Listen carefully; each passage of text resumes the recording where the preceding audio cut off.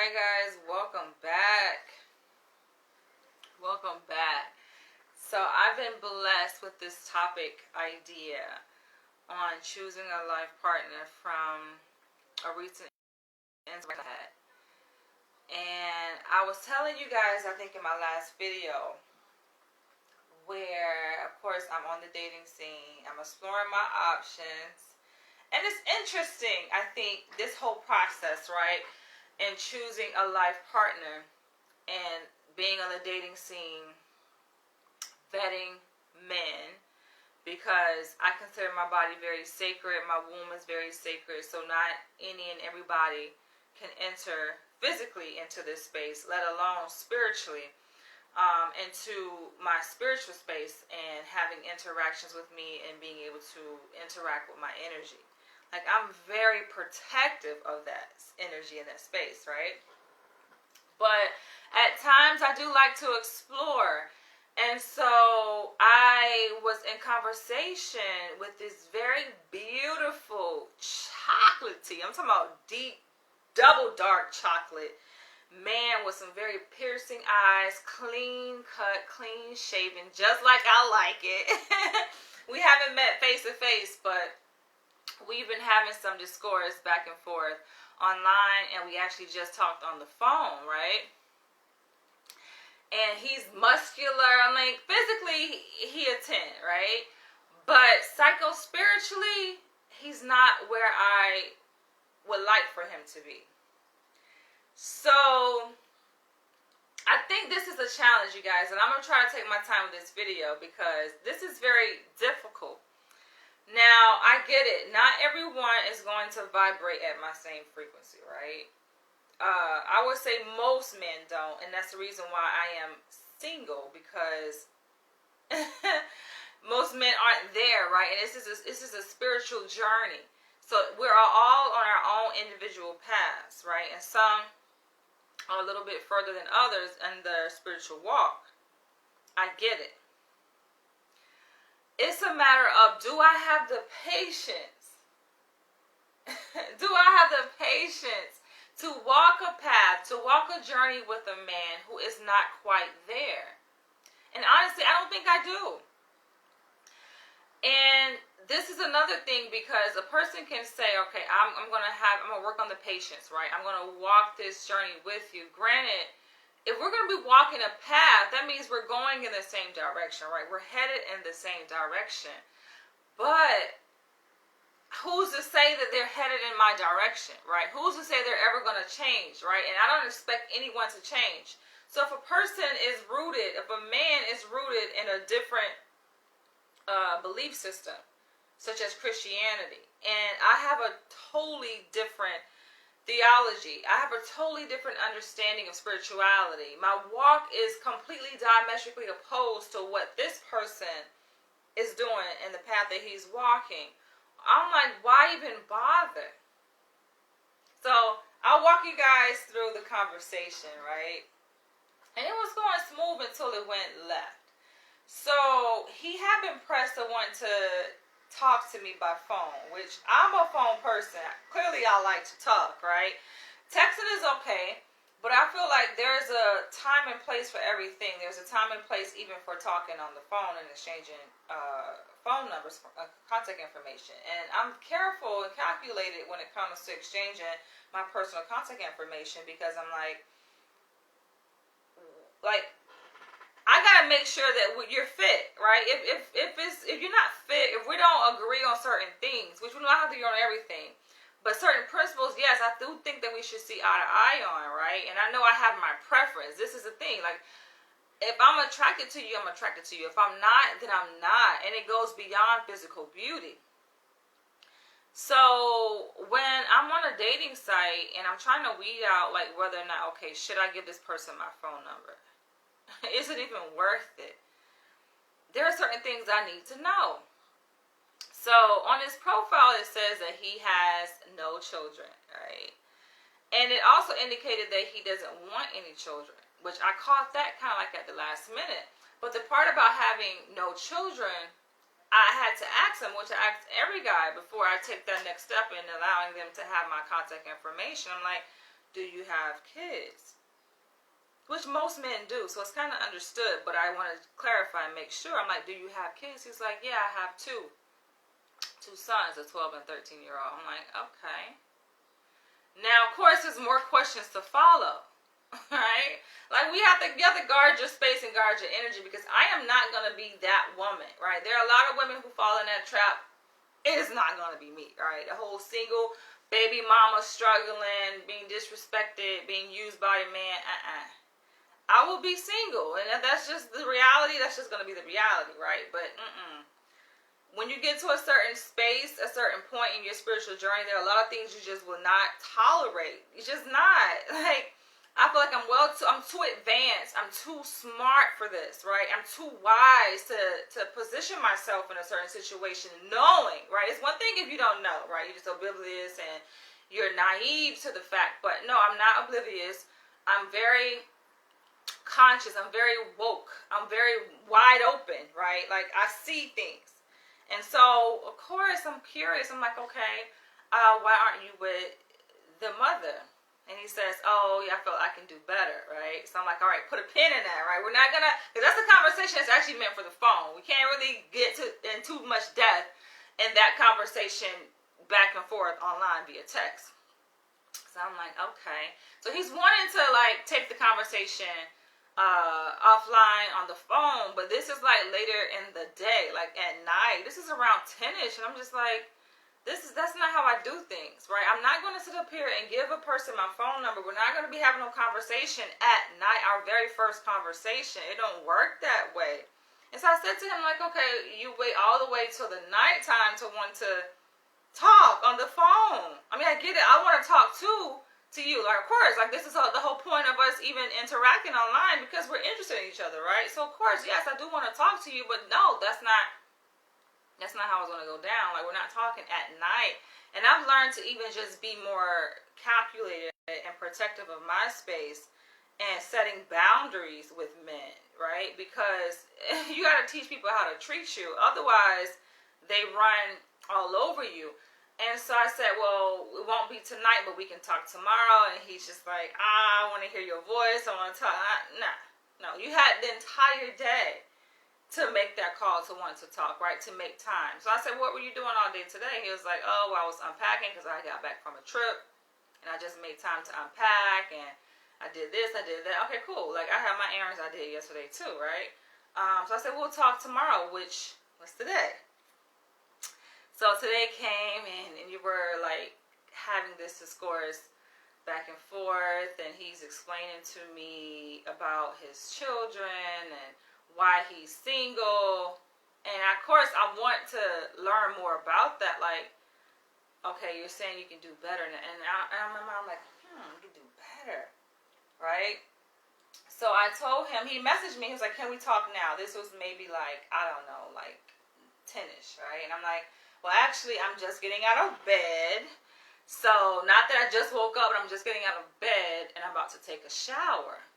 I get out the shower, and I check my message, and I get a message from him saying, oh, stank breath, get your ass up. Yo, I was this close. And that's why I know I should follow my instincts. I was this close, yo, to blocking him. I swear to God, because I'd already given him my cell phone number. So I'm like, okay, if I block him on the app, he gonna still call, because I told him to call me at 11:30 when I get out the shower. He's still gonna call at that time. So I'm just like, I'll have to block him on the app and block his phone number. I said, but then I'm like, wait a minute. What if, I know he was joking, right? Because he said LOL, but what if, what if he's the one, right? I'm like having this like thought in my mind, like, okay, not gonna block, right? But yes, I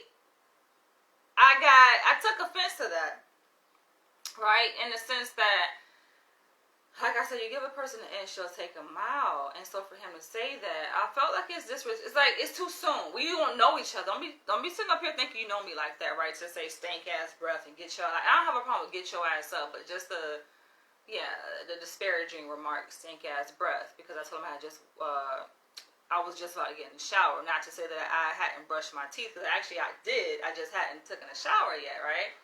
So I said, all right. After I got a shower, I was like, all right, you go ahead and call me or whatever. And I was just like, you was about to get blocked, right? And he was like, dang, you already checking me? Listen, I'm not with the games. And so he was like, oh, you can't take a joke, huh? You the one that can't take a joke. See, all that gaslighting don't work with me, right? So it's not a matter of being able to take a joke, right? It's a matter of setting boundaries. And this is, I think, where the interracial component comes in, right? Because you'll have black men who will say, oh, well, black women are so combative, are so defensive, are so guarded, like are argumentative and all of these negative attributes that they assign to black women. But they don't go to say the flip side to that, right? And why we are that way. You know, and so they try to compare us against non-black women to say, oh, non-black women are more agreeable and they can take a joke and they're more fun and this and that and more soft, right? And not as hardened by life experiences. And it's just like, okay, but yes, they are also treated differently though, too, right? And we know that a lot of times black men first of all, don't have respect for black women. Right? And they'll say things like that and pass it off. Oh, I'm just joking, right? Is that something you say to a person that you do not know? No. Maybe someone that, okay, you've already established rapport with. And I think that he felt comfortable with me because, oh, he got the phone number. And that's where a lot of guys go wrong. I've said this before. That they think that they got me because, okay, I've given them my digits. No, you don't have me. Right? Just as quick as I gave you my digits, I will block you, yo. And I do think that is a wrong call to say something like that for a person you don't know. And we're talking about establishing rapport and making a good impression, right? You do not say like stink ass breath. I would never say anything like that. You may be thinking that, but did you have to type that out? Just this thing. Some things just you don't know a person. So I said to him, like when we had made contact over the phone, I was like, yo, you just want to get blocked, you know. And he was like, oh, you can't take a joke. I was like, it's not that. Like, I'm a fun person. I like to tell jokes. Like, I like comedy, right? That's like one of my favorite pastimes, going to stand-up comedy shows. I like telling jokes, but it's just a matter of like, yo, let's get to know each other first, right? In the beginning stages, I take my life seriously. It should go without saying. And yes, like I'm very calculated. I would say yes, I'm protective of my space. I'm guarded in that sense. Like, yeah, you have to be. And I'm always making decisions. So yes, everything counts. I'm taking in everything that you're saying. I don't think men on the other end of this are aware. Like, if you're a mature man, like you should be aware. Like, everything. Yes, you can make the slightest move, and that can be the fucked up move to make. So he was like, all right, I'm gonna joke, right? And then we go into the conversation. So another thing, right? It's just like a lot of turnout. That was kind of the first one, but I kind of let that slide, right? And then so then he was, I guess, picking up on my accent, because I live in New York City, but no, I'm not from here. So I have all kind of different accents. That's what it is. It's like I lived in Los Angeles, right? And I even noticed when I was out there, I kind of sounded a bit like Los Angelinos, right? Like I pick up on different accents based on the cultural context in which I'm in. I've lived in Atlanta, Georgia, so of course Atlanta has rubbed off on me. But I'm from Jacksonville, Florida, so he's picking up on my accent, and he's just like, oh, you have an accent. And I already told him this before, even before we got on the phone, that I'm from Jacksonville, Florida, right? So don't be losing cool points, forgetting important details of our discussion. Like, I'm from Jacksonville, Florida. He was like, that's it? You just from, like, Florida? Just Florida? Trying to understand what my ethnic background was. I'm like, what do you mean just? Right? And so, as the analyst that I am, I'm analyzing everything. This is just my perspective, right? My worldview. I analyze every single little detail, every single little minute detail at that. And so he's like, yeah, I hear like another accent. Maybe I thought you were from some island or something like that. I'm like, no. I told you I'm from Jacksonville, Florida. I said, what do you mean just? So, like, even that interaction, right, it says a lot about him, right, in my analysis, you know, to assume that, okay, just. And so I know that he mentioned that he has Jamaican ethnic background is Jamaican, I think South American, right? So he's like juxtaposing that against where I'm from, as if like his mixture is better than me. I'm like, yo, we both fucking black at the end of the day. We're both descendants of Africans, right? That's the point of the matter. Just because, okay, your parents are from Jamaica and South America and I'm from Florida, my parents are from Florida, like, I don't know, it's just the way he was juxtaposing it. But for him to even just say just, that's like just, I thought it was more to it. Like, what do you mean? Right? And even though my mom's father is Native American, I don't feel a need to necessarily say that in every discussion of my roots. Like, I feel like being black is enough, right? I feel like that, to me, I'm take pride in my African ancestry, and that should just, that's point blank, period, right? I don't have to add all these other so-called bells and whistles to hype up my bloodline, right? As if being black is not enough. So that was another one that I called. I'm like, okay, he losing cool points. Now, granted, he started off at a 10 because I'm like, fine and shit like that. Okay, he say he live in Harlem. I live in Upper East Side, so Harlem is like our neighbor. He has a 3-bedroom apartment. I'm like, okay, independent, you know, got a nice space, and I was curious to see what his space looked like. But in just talking to a person, that goes to show, like, can't go by looks and all these other things that a person says that they have, because when you talk to them, you'll begin to see like, it's just like he's losing points, and I'm getting more turned off by the minute in talking with him. I'm just like, okay, he's clearly not African centered, and that to me is definitely a prerequisite, yo. Like, I'm not attracted to a man who is not African centered. So it should go without saying. And I know sometimes guys, these white men come on my post because I make videos on cuckolding, and then somehow they assume that I'm a dominatrix and I want a cuckold. No, this goes deep, yo. This goes deeper than my identity. This is more political, if anything. And I don't think people understand how important that is to me, right? So, I can see that he definitely he's not African centered, right? He doesn't have pride in his Africanity. So I'm just like, all right, put a pin in it. We'll continue the conversation. I kind of wanted to end it there. I was like, okay, I'm already annoyed that he's sitting up here making these immature jokes on my stink ass breath, and then like we haven't even met face to face, right? This is all just before we even got on the phone. Because I told him I was about to take a shower, and he assumed that I hadn't brushed my teeth. And it's just, even if I haven't brushed my teeth, that don't mean I got stank breath. I have very good hygiene, but anyway, it's just like little shit like that annoys me, right? And then the part about, the whole ethnic thing. And so the conversation continues, right? And I'm just like, okay, I see that he is wanting to be critical of me.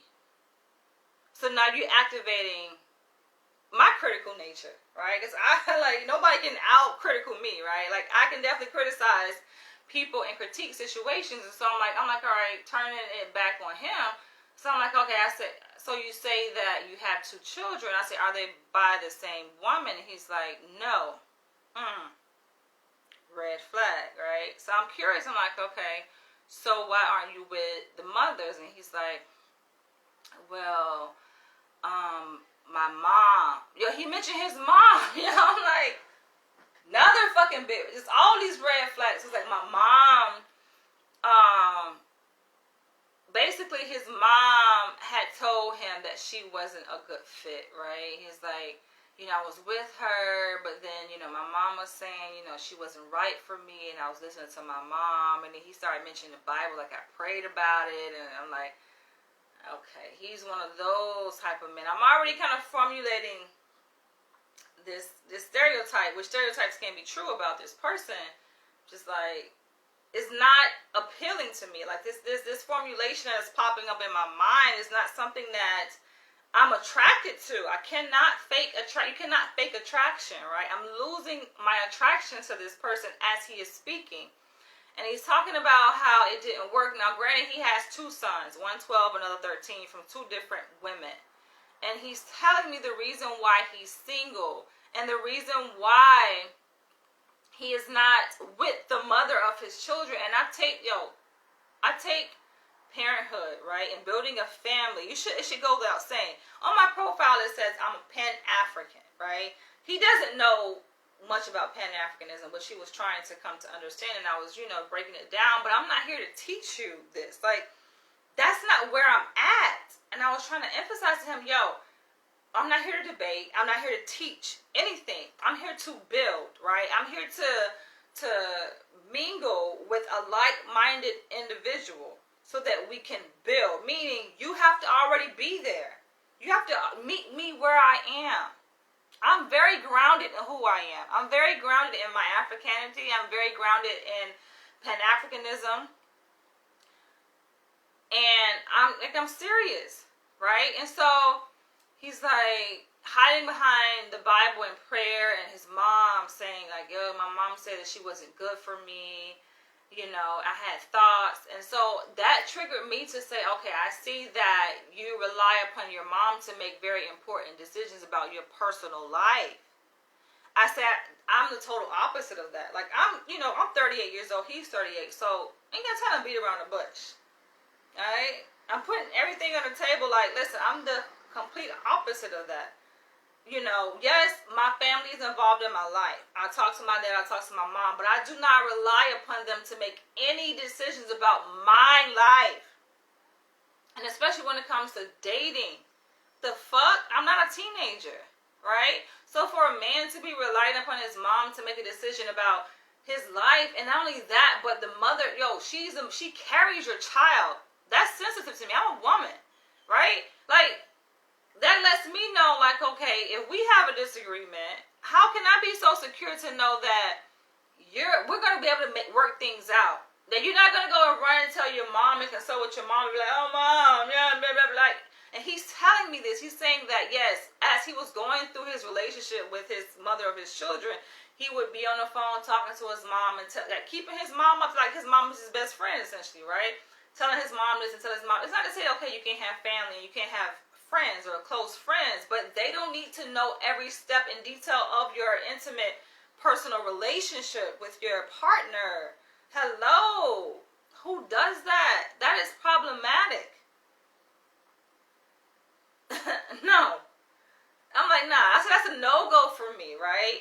And so I had to make it clear, like, okay, I see that is your approach, right? And that's how you do things, but I don't do things that way, right? My family does not have a say-so on who I date. And I'm not including my mom in every step of the way of my relationship. Or my father, or anybody else, or best for anybody else for that matter. No. My relationship is sacred, right? Who I relate to and what we have, that's between me and that person. Not me, that person, other people. That's called triangulation. And that is a quick death sentence for a relationship. That's a quick way to end a relationship by you triangulating all these other people in. So I had to ask him, I say, all right, is your mom still with your father? He says, no. Red flag, right? So now we're talking about a dynamic where your mother, who is a single mother essentially, right, and most likely raised you as a single mother, is not with your father, and you allowing her to pour advice, right, into you about your relationship. Basically perpetuating a generational curse. So her ass didn't work out with your father, and she probably don't have a man, but you allowing her to make decisions. So of course misery loves company. Of course she's going to guide you in the direction of, okay, leave her, she ain't no good, right? I don't think people see these dynamics that are being played out in relationships when people call themselves seeking advice from someone. I say no. It's not to say that you can't get outside help, because when I know that relationships are prone, they're bound to have conflict, right? That's inevitable. What we do is we go and hire a therapist, a non-biased therapist, to get professional help. Not aligning with a family member that you know is going to take your side in the matter. And he's like, okay, yeah, he's trying to argue that, right? And so then that was that. But then in the same conversation, moments later, of course, we revisited this whole Bible thing and Christianity. And he's just like, yeah, I read the Bible and I had to pray about it. And I'm like, okay, nothing wrong with prayer, but I'm seeing that his ideology is completely different than mine, right? So I say another thing. You've already mentioned two things that I know for me is a turnoff, right? And two things that I see that we are divided against when it comes to our belief system, which I know is going to negatively impact the course of the relationship, right? These are two important things. I already said that we don't have to agree on everything. We're not going to agree on everything. But yes, in the relationships, I do believe that certain principles are important. It should go without saying. Certain principles that we should have the same belief on, right? That's what will bring me together with the person. That's what would solidify a relationship, a close, intimate relationship. That's what would make me attracted to a person, a man, if we hold similar beliefs, especially spiritual beliefs, right? And being like-minded in that respect. So he's trying to argue because, of course, he doesn't want to lose the opportunity of being able to get to know me a little bit further and us to be able to meet and, and spend time together. So he's fighting it. He's like, well, I didn't say that I was a Christian, right? I said that, I read the Bible and I believe in Jesus Christ. I believe in a higher power. He's saying these things to his defense to kind of negotiate in a sense, right? At this point, it's not non-negotiable, right? I've already made my decision, like, nah, right? But for the sake of respect in the conversation, like, I'm letting him get his point out. So he's like, I've even had, a period in my life where I was rebellious and I stopped going to church and this and the other, but then something happened and I was brought back, right? So he's trying to show how spirituality, and specifically Christianity, was a redemption power for him, and it helped save him and guide him back on the right course, right? And I'm like, okay, I respect that. That's what works for you, right? But that's not the truth, and that's not the reality, and that's very problematic. I said that, yes, I do see that as very problematic. We want to look at the black community and why the black community is in a state that we are in politically. Religion, Christianity, more specifically, has a major important role in that. If you look at our history, right, and how we even get to this point here in America and being brought over here to this country against our will through the transatlantic slave trade, and how we were stripped of our identity, our culture, our religion, and being force-fed someone else's belief system. That alone should tell you, like, nah, Christianity is not the way to go. And we're talking about a text of religious text, right, that was man-made, that was distorted. It's not to say that those stories don't hold weight in the Bible, but we're talking about where did those stories come from, right? This is where higher consciousness comes in. This is where understanding comes in. This is where doing your own goddamn research comes in, right? And understanding, which he is not there. I see that where you are at, you're not where I'm at, right? So I'm glad that we're having this conversation. I can tell that he's kind of feeling uneasy. He's like, oh, damn, right? I'm losing her. But I told him, listen, I'm glad we're having this conversation because it's telling, right? And it allows us to be able to make a decision going forward about our compatibility, which clearly we're not compatible. Right? I'm just being straightforward with him. Like, yo, we're not fucking, you're in a different point. I said, I was born and raised in the church. I used to be a Christian. You can't tell me anything about Christianity I don't already fucking know. I've lived that, right? I went to church almost every day of the week growing up, right? And I was the one. I was you, right? Trying to sit up and advocate and win people over and threatening people and saying, you're going to go to hell. And I did a pretty good job at that, yo. I made a lot of people believers. So we're not going to sit up here and make it seem like I don't know anything about Christianity. I've been there and done that. I just feel like I've ascended beyond that point. And coming to understand who I am. So then he goes trying to confront and want to have an enter into this debate about my belief system, right? He's like, oh, so you say you're Pan-African. Can you give me 3 tenets of Pan-African? I'm like, yo, you're losing points. Because if you don't know about Pan-Africanism and your ass lives in Harlem, you are in the seat of Harlem. that should be enough said right there. But it just goes to show you, like, no, not everybody is woke, right? Not everybody has been exposed, which he says, like, he's going to mention, like, oh, I know about the Israelites. The Israelites and Pan-Africans are two different groups, two different sects, right? So clearly shows he doesn't know. He doesn't know himself. He doesn't know the history. That is a major turnoff. You are a black man, which I like to esteem black men as leaders. And then when it comes to my own interpersonal, intimate relationship with a black man, I want a black man to lead, to be head of household. I cannot submit to you, and I cannot put you in a position to lead and be the head of my household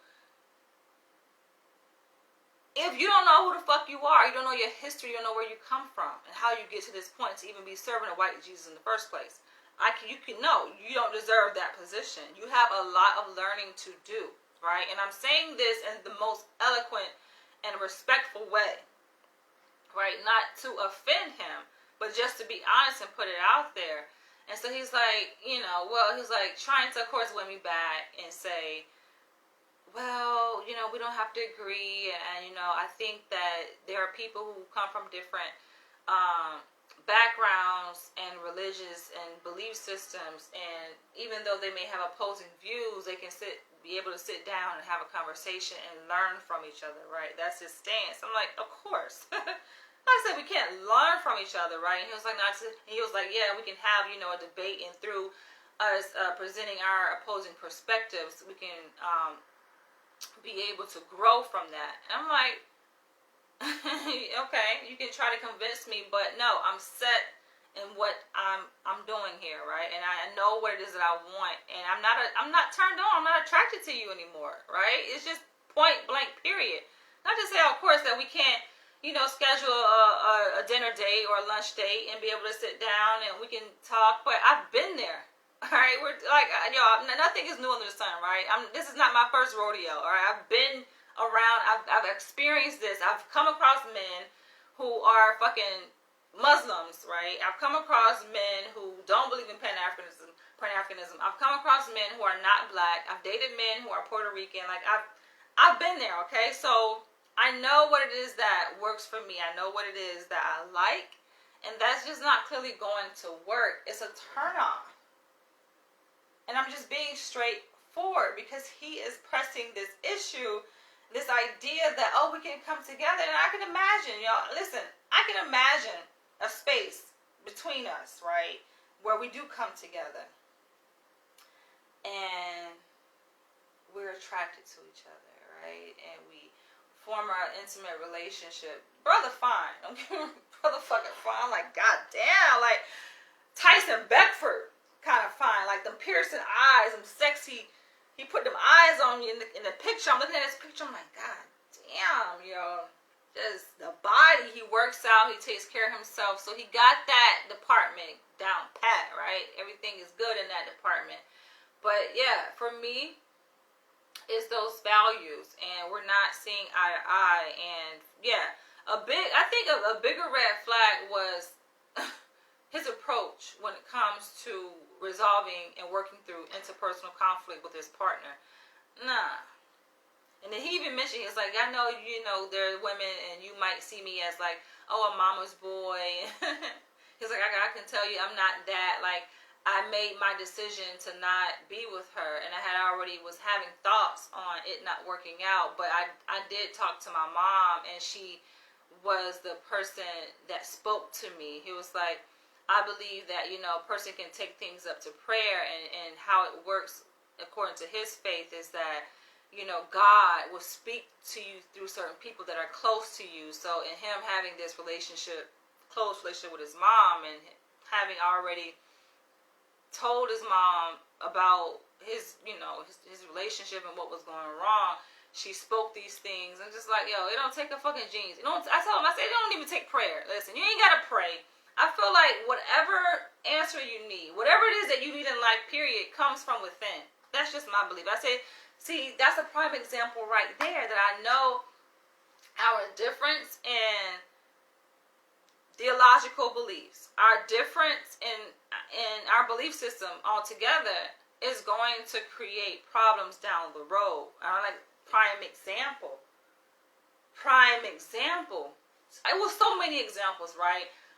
One, something he said explicitly where he was like talking about praise. He was like, oh, he basically said that praise is not good. Praising oneself, right?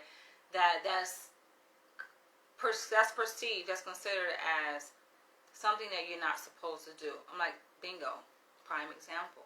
My belief system is much different. It's okay to have pride. It's okay to praise yourself, right?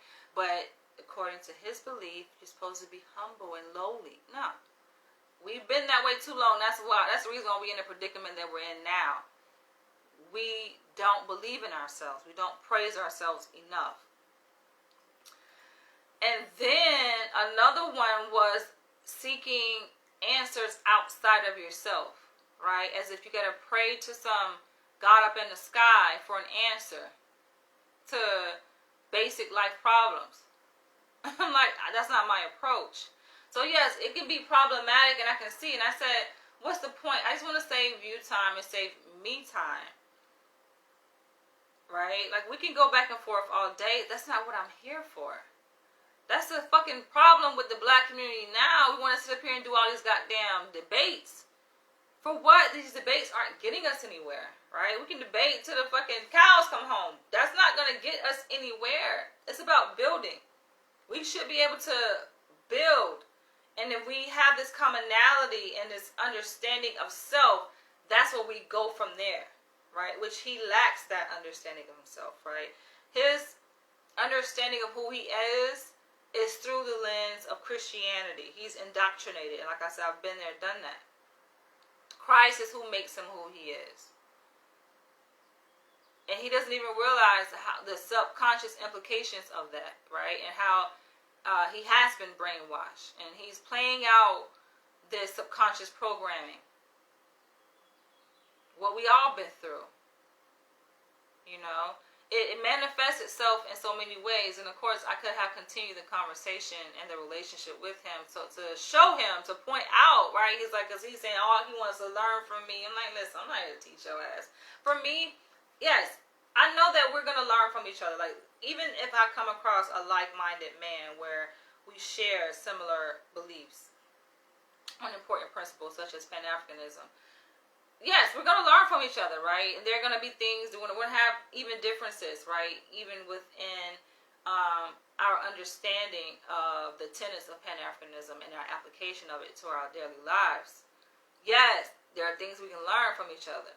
But no, he wants me to sit up here and hold his hand and teach his ass like a baby coming out the womb, a toddler just learning how to walk. That... it could go that way, right? But I'm just like, nah, right? I know I'm saying this because I know that I'm doing myself a favor and justice. And no, because I've been there and done that, right? Knowing it's not going to work. And knowing that there will be regrets that I will have to say, like, listen, I knew going in that, man, this guy didn't see eye to eye, right? So why try to force something? And I gave him the example. That's just like saying, for example, if you don't want kids, right, and then a woman that you're attracted to want kids, right, y'all know that y'all have opposing beliefs on something very important, vital to your relationship, right, going forward. You know this going in. But then somehow you're like, you know what, we're going to work through it, right? We're going to try to build a relationship, keeping that in our back pocket. Knowing down the road is going to resurface. And then when it does, how do you deal with it, right? It's a problem. I'm a forward-thinking person, right? I obviously study behavior and can predict behavior. You already know this is going to manifest itself in a certain way.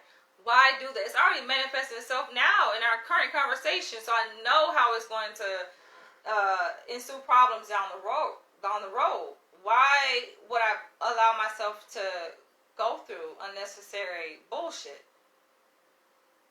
But he's insistent, like, nah. I'm definitely not going back to Christianity.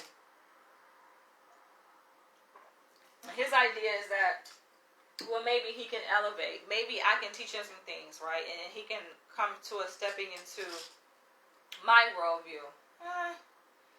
Okay, possibly. But then it's your mom. I don't want to deal with a man who goes and tells his mom everything. That is not going to work. I've dealt with that before.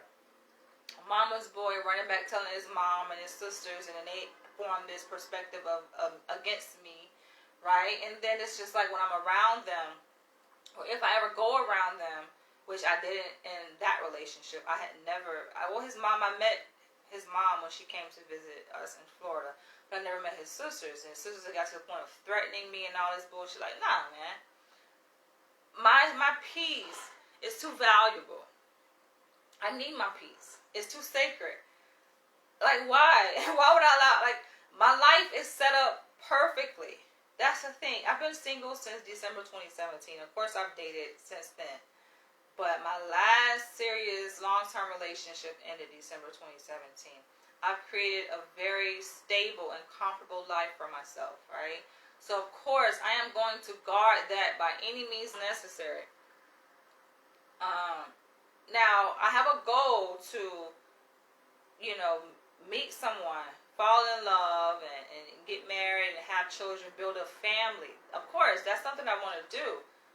But at what cost, right? Some things can be avoided. And you can see when there's a train wreck waiting to happen, right? Why allow yourself to go through that? Nah, it's a train wreck. It's like you put scenarios out on the table, right? You're like, okay, I'm a Pan-African and I'm sold completely. This is who I am. And he said he don't want to call himself a Christian, but he's a follower of Christ, right? Same goddamn difference. Who was a baby, a mama's boy, right? A baby boy, essentially. That's the scenario. You put that shit on the table. Like, come on. We don't even have to live it for you to be able to look at that scenario and see that shit is not going to work. And what are the problems that could arise? I'm like, no. It's not worth it. What can you give me, right? What can you offer me? I'm very meticulous when it comes to selecting a life partner and even involving myself with someone. I feel like a lot of men just are brainwashed and they have a lot of unlearning to do. And even the most conscious of men, the ones that I admire, and I want to do a video specifically about Dr. Umar Johnson and this video that he made regarding this woman that supported him. She showed up at the FDMG Academy. She was assisting him in cleaning the gym. I think they were preparing for the FDMG festival, the very first one. And she was the woman who was like wiping the sweat off his face and saying, hey, it's important to support your man. Though they weren't like in a relationship, but she was a friend, like supporting, right? I thought she was very beautiful. I think she's a Haitian woman. And so something went wrong between then and now, where she just delivered a baby boy. She's married now. And something went wrong. She went to Tasha K. And I guess Tasha K interviewed her. Wanted to get a better understanding of her relationship to Dr. Umar Johnson. And I even spoke to her. Right? And I might do a separate video on this. Because I think it deserves attention. But I even spoke to her, right? She didn't even know. I was like, yo, it's sad to see how this man, obviously we put on a pedestal and we have much respect for, goes and make a video making disparaging remarks, putting this woman down, like body shaming her. Like, why? If she's not your cup of tea, you don't have to do all of that. But he like pushed this woman under the bus, underneath the ground. And I was like, damn, I was kind of hurt. And so I was like, did you see this? And she hadn't even seen the video, but she was like, oh my God, show this to Tasha K. Now, Tasha K, she is an influencer. She's a radio show host. She has a massive following. And she had interviewed this woman. So she told me to message the video to Tasha K, which I did. But it's just like, even the most conscious of black leaders, who I have much respect for and I'm very much attracted to, such as Dr. Umar Johnson, still gotta be careful. I'm even careful with that situation, right? It's just like, so imagine for a person to be my type, right? my prototype of a man. And I'm even guarded with that. I'm just like, nah, right? You can imagine these other dudes don't even stand a fucking chance. It doesn't, right? So it's gonna have to be a major act of the universe that is bringing me and a man together for it to really work, right? And for us to be compatible, because I just don't see it, right? I'm easily turned off. I think I know too much. I think if I, let's say, rewind back 15 years or 10 years even, and I wasn't as wise, and I was just in my fucking ignorance or whatever, or bliss, shall I say, then yeah, it probably could work, right? I just be like, so wooed by the physical characteristics and not much deeply rooted in my own identity and spirituality. But I'm too far in it. I'm too deep in it now. So it's just like you see things. You see so much into a person, that things that they don't even see. I'm having this interaction with this man today over the phone. He doesn't even see how brainwashed he is. Alright? How blindsided he is. How his own beliefs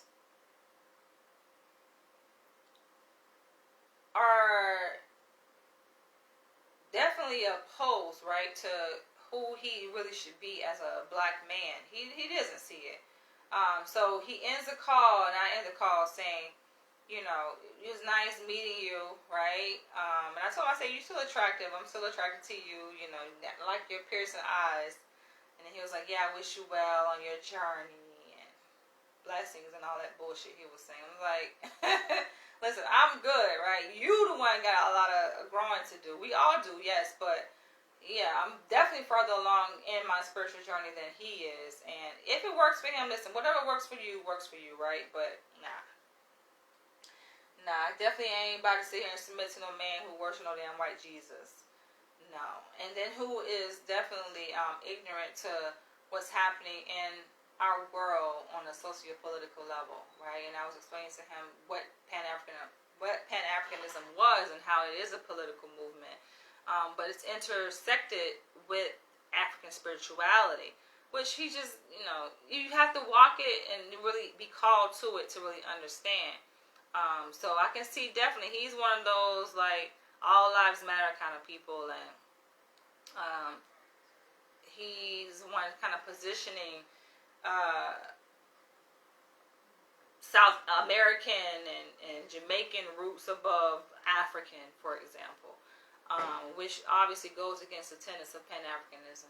So nothing wrong with embracing your ethnic culture, whatever country you have roots in, if it's outside of Africa or any of the countries outside of Africa, and even outside of America. Nothing wrong with that, but just know the fuck where you come from. Know your roots. Know what kind of blood is running through your veins. It's the whole vibration. It's just like, nah, I'm turned off. So I say that to say, like, yes, in choosing a life partner, I'm very selective, clearly. Very selective. I like to avoid unnecessary problems, right? When life is good, it can be good. Relationships can be great. We can build, and we don't have to see eye to eye on every single thing. We're not going to. But the important things, like I was saying, I think yesterday in my video, about just being cognizant, being aware of what's happening in our society, and knowing that, yes, the system, which there are many layers of this system, right? As it affects us in our health, is designed against us, right? When you look at the health system, it's designed again. It's not designed in our favor, right? We're left out of the equation. It's almost like there has to be protests and marches and documentaries being made to raise awareness on the atrocities that are happening and the racial disparities that are happening, even within the healthcare system, right? For them to deliver culture-sensitive care to black people, okay? That's an example, just being cognizant of that, right? When you have people who subscribe to organized religion that encompasses people from all different cultures and race, they neglect the very important thing that sets us apart. And yes, it is important to acknowledge, race. Race is a factor, okay? To say, oh, I don't see color, I don't see race, I just believe, in Jesus Christ, and we're all one. Okay, you can look at it that way, but then that can be very dangerous, right? And so, yes, I say that it does matter when it comes to our beliefs and our practices down the road and how it shows up, right? And the choice of having a child at home and not trusting the system, right? Not putting your life, your survival in the hands of a system that is negligent to black women, right? So many black women, there are statistics, go just do the research. There are black women that are dying at the hands of these doctors because they care about their own, which they should, right? That's natural for a person to practice and implement self-preservation. Race first, right? Other races get it, right? That's only a natural response. So I don't criticize other races for putting their race first, because that's what they should do. It's called self-preservation. I'm upset at my own race for not doing that, right? Because we've been brainwashed with this whole Christianity and worshiping a white Jesus, and that has a trickle-down effect on how we view ourselves, how we view the world, how we interact with people in the world, how we respond to events happening in the world, right? So, yes, when you're looking at the world through this white God lens, you put yourself down, right? And this is many years of slavery being implemented so that we are indoctrinated and we have this fucking internalized racism. We have this lower sense of self. So to teach all of this, right? This is a whole lesson that cannot be taught in a matter of a phone conversation, right? Or a matter of a relationship, dating weeks or months or years. No, this is a spiritual journey. This is an awakening. This is a whole unlearning, right? This is a whole revolution that has to take place in the individual minds of African people and collectively. And this is a process that takes time. So to think that myself and where I'm at on my spiritual journey, that I owe it to some black man who is far behind where I am, and not even, he's saying that he's open-minded, right? So that's one approach, one idea that, okay, you're open-minded to learning, but to think that it's my job to teach, like, no. People say they're open-minded, but you're still solidified because you're arguing against what I'm saying, right? It's one thing to truly be ready and willing and open to change. I didn't get that from him. I got that he's saying that out of his mouth verbally that he's open and ready for change, but he's definitely nowhere near that readiness for change. If anything, I don't even think he's contemplating change. He's not even contemplating. He's only saying that to manipulate the situation, to win my interest, continued interest in him, which I had already lost interest from the fucking immature statement that he made before we even got on the phone. So it's just like, nah.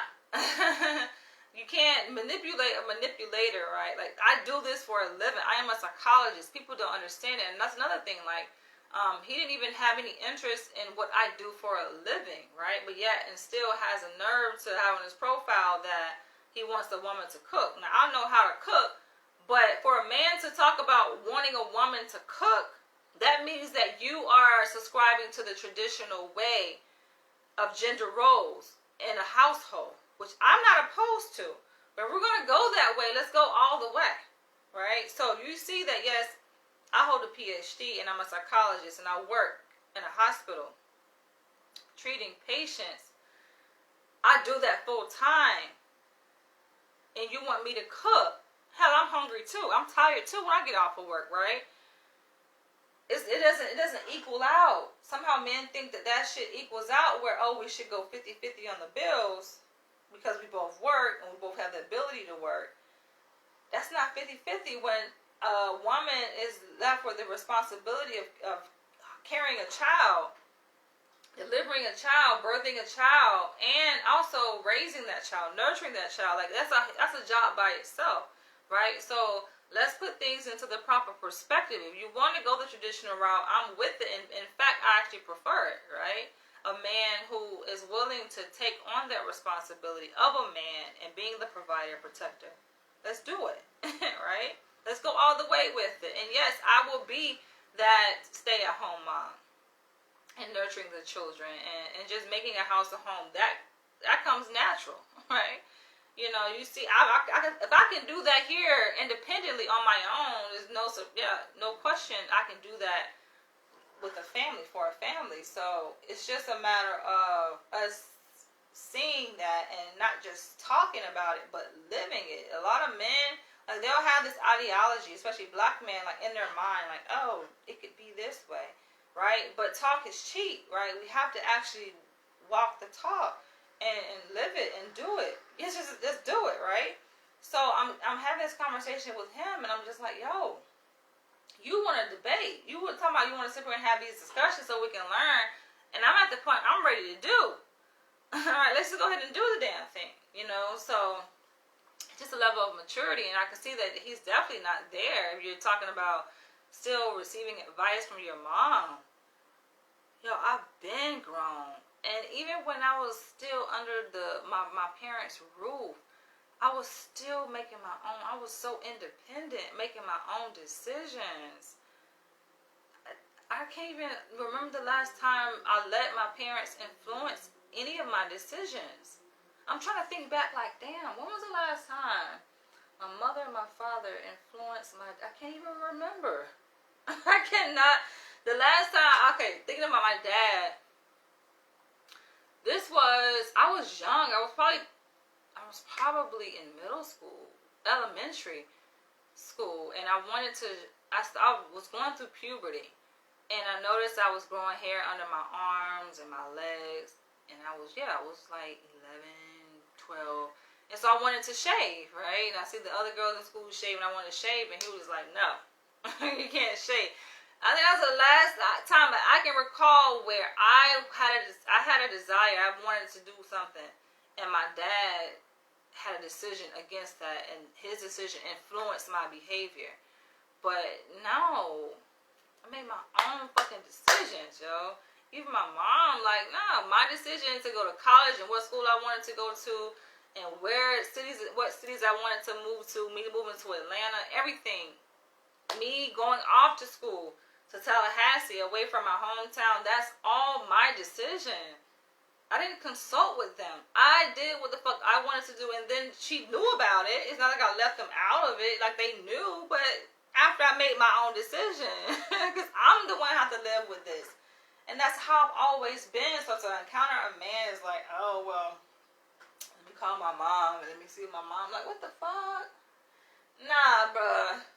And I hate to say it, but men like that are just going to be by themselves, right? Just go fuck your damn mom. Marry your mom. That's just how things are going to end up being, you know? It's sad. It's disappointing. Or maybe he can find someone who is equally attached or enmeshed with his family of origin as he is. That could work, right? I think that's just pretty much how it's going to have to be, where you find a partner who has that same level of attachment, which I deem to be very toxic and unhealthy. More enmeshed, but I'm definitely more detached, I would say. Not in a bad way, because like I say, I talk to my father, talk to my mom, we call each other, but when it comes to making like decisions, which I call independent decisions, and decisions that should be made independently of anyone, right? The fuck you need somebody else? Like, you can't decide for yourself? That, to me, that's concerning. What do you guys think? What do you guys think? That to me is very concerning, that you cannot make your own decisions. I see Sarah is watching. But that to me is concerning.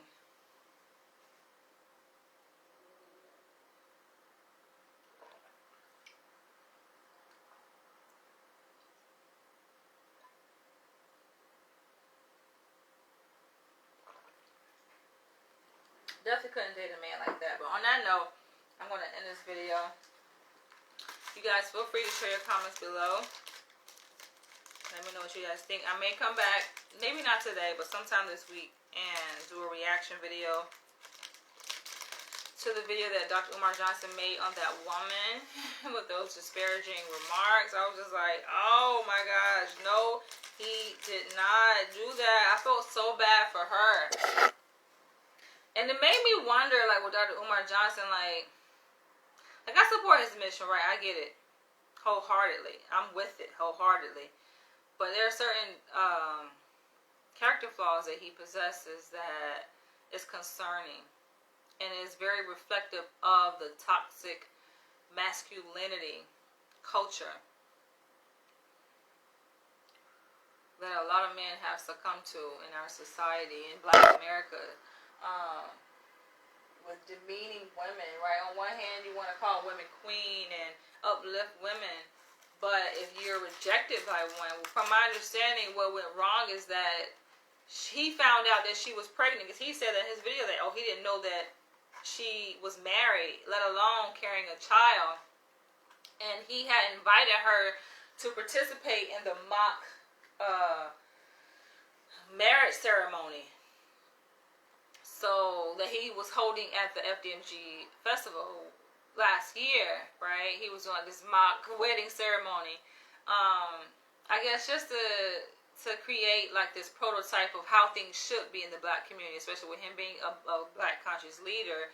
You know, even though he's not legally married to anyone in real life, he wanted to kind of show this example, this positive example for everyone in attendance, and especially the kids looking up to him that he is influencing.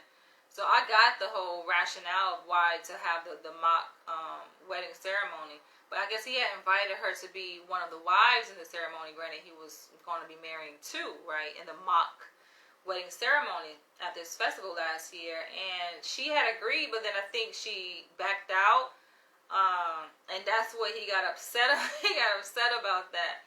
And so just to go on this fucking rant and going off and really showing his true colors was very telling, I think. If anything, it's concerning. It's just like all it takes is for you to get triggered, and then your true colors show how you really feel about the Black woman. Granted, she's only one Black woman. He kept emphasizing, that's not how I feel about all Black women. It's just how I see her. But if you see her like that, no, that's how you see. You're projecting your ideologies about Black women onto this one Black woman, but then you're trying to hiding behind the disguise of, oh no, it's not how I see all Black women. I don't know. Makes me wonder. And why are you still single? That's the question. Black men brag about the statistic of them having 20 women to every Black man here in America, but okay, if you got all these options, then why are you single then? Why is it not working out?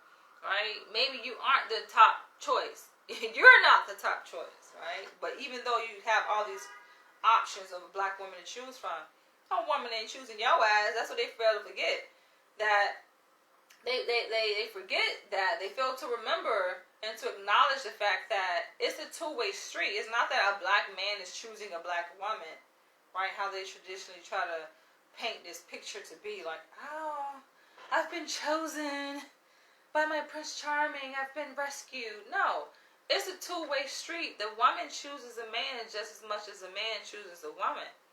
There are many men, many. Do I need to do a video to show you guys how many men be hitting on me, Many, endless, countless men. But yet and still, nah. I weed through they ass. And so just know that when a man shows up in my life, either his ass is a good manipulator and a good liar, which I think it's going to be hard to do that, right? Because I breathe energy too. Or he's the right one. Right, and I finally landed, I finally met my match. But yeah, a lot of men are too indoctrinated in this Western belief system and Christianity and this whitewashing culture. And I'm not with that. We can't afford to sit up here and play games and intermingle with people who don't mean ourselves any good, let alone the advancement of the black community, right? That's what Pan-Africanism is about. If you are not for that, you got shit to talk to me about, because that's where it's at. And you definitely have to genuinely have respect for the black woman.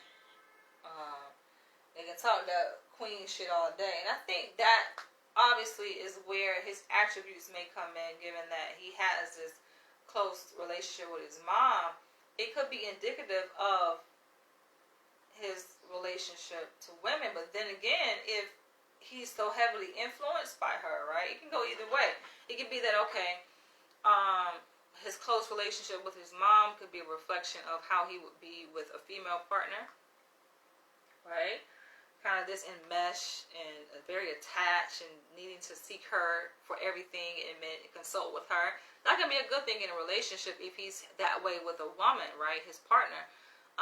But then it can show up in a bad way in the sense that your mother has her own traumas, right? She has her own generational curses, and she's filtering that through you in your relationships with these women. She can have her own self-hate, her own unresolved issues that she has not dealt with within herself as a black mother from her relationship with your father, and then taking that shit out on you and through you, and pouring out these negative pieces of advice to you about the women that you're involved with. That is not healthy. When she need to be taking that advice and working on herself, but she is perceiving these women in a negative light because she's really seeing herself through these women. That can be toxic, and that's an interference, and that shit is a no-go. So I use this example, and I'm transparent in sharing my experiences because I know that a lot of other people can relate to that, and it can be very helpful and insightful for both black men and women to see, what are some obstacles that are getting in the way, and things that could be worked on, right? Because some things, you can resolve certain conflicts and certain issues, but that bond, that that enmeshment, that unhealthy attachment that he has to his mom, that's something that he's going to have to work out in therapy. I'm not the one to sit up here and try to drive a wedge between that. That's why I said from the first day, today was our first day talking on the phone, I knew right then and there that shit is not going to work. It's not, and I don't have that energy. I don't have that space. Like, I don't have the time that's not my role, right? To teach you and enlighten you so that you could develop a more healthier relationship with yourself, let alone your goddamn mom, so you can be able to be a good fit for a potential female partner. Because what ended up happening, a woman can sit up here and spend all this time and energy teaching and educating, right, and nurturing this man to make him be a better man for another woman. Nah. My life and my time is too valuable. So you got to come already made up and put together when you come across me. Not perfect, but you got to be on that path and on that journey. So our journeys, our paths can align together. On that note, I'm going to end this video. I love this caftan, you guys. I actually got this when I was in Brooklyn a couple weeks ago. It was only $3. Can you believe that? Only $3, but another beautiful day out. I'm looking outside like, I do definitely want to go out and give me some nice sunlight on this skin. I came across this restaurant in Lower East Side called The Boil. Somehow it popped up in my Instagram news feed, and I'm just like, baby, it was advertising some raw oysters, and they had some snow crab legs. I'm just like, I might have to go there, but they don't open until like 4 o'clock. So I don't know, but I do need to get out, and even if I don't make it out today, I might just chill today. There are gonna be more days like this because it's summertime, baby. And I just ordered this swimsuit, so I can't wait till it comes in because I'm gonna try it on for you guys, and then I'm gonna go out to the beach. I'm excited. I'm feeling good. I'm feeling like, yo, this is a good time of year. This is a good time of life, period.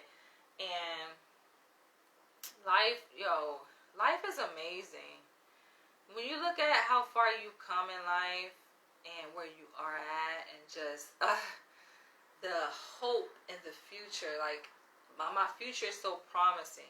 I think we all have a very promising future. It's just how we look at it and where we are at in our lives. And it's just like considering, yo, I've only been here in America. I have not left America. So if I feel like I'm at the pinnacle now and I feel very accomplished and successful, just imagine how much more things I can accomplish just stepping off this soil and leaving this country and exploring the world. I have so much to achieve. And I don't even have kids yet. And I feel like that's a great thing because, listen, I've achieved so much without them. So I just know my life is just going to catapult even higher when I do build a family. And will I ever date a person who follows me on social media? I don't see that ever happening. There are a lot of men that be in my inbox and they just be like, okay, tell me about yourself. I want to get to know you. I like you. Hey, beautiful. And I'm just like, I appreciate their support, but I just don't see myself in that kind of space with any of y'all. Y'all, you gotta come correct. Just know that I'm a sapiosexual. So yes, it matters how we connect up here on a cognitive, intellectual level. We gotta be there, and I can tell when it's superficial. Because a lot of guys pick up on the fact that I'm a sapiosexual and I'm intellectual, and they just try to be all up in the head, and that don't work either, right? It has to be organic and natural when we have an interaction. It just gotta come flow. It gotta be respectful, and don't think that you're gonna be telling disrespectful ass jokes, and that's gonna soften me up and make me more open to interacting with you, because that don't work either, right? It's just, yeah. Damn near gotta be perfect. The perfect one for me, shall I say. On that note, I'm gonna catch you guys later. I love you guys. And I love myself. I just love these colors. I just love everything about myself. And I just feel so chosen and so blessed, especially to be here with you guys and delivering this very impactful message. I want you guys to share this video, leave your comments, and I'll catch you guys in the next one.